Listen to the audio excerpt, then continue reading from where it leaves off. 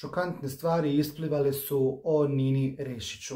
Inače, kad je riječ o njemu, nema potrebe ni pričati o njemu, s obzirom da je čovjek otpjevao vanvremenske hitove, jako popularan, mega popularan, ali kada se i pojavila vijest da je on preminuo, mnogi su bili tužni i toliko je ljudi bilo tada na njegovoj sahrani da je zaista, kažu ljudi, to bio veliki sprovod.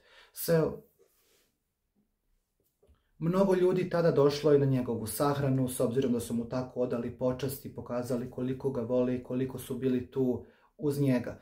Pričali su mnogi kako je on preminuo, na koji način je preminuo. Mi nećemo zalaziti ovdje u te detalje, sve je to naravno već ispričano i prepričano.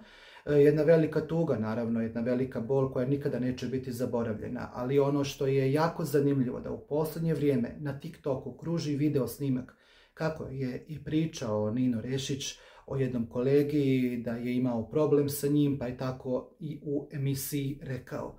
Navodno je angažovano 2 ljudi da ga likvidiraju za 20.000 maraka. Pričao je u emisiji ovo. Rekao mi je otvoreno tada jedan čovjek, nemamo o čemu da pričamo, možemo pričati tek kada te dovedu u GPK, tada ćemo razgovarati.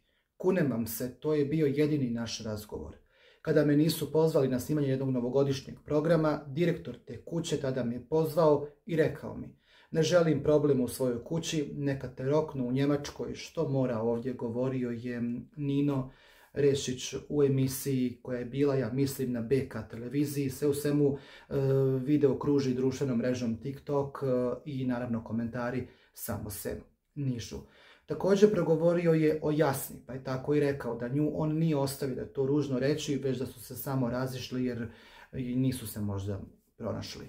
Intervju Nine Rešića ostavio je veliki trag, ali komentari ne prestaju na društvenoj mreži TikTok gdje je video snimak ugledao svjetlost dana.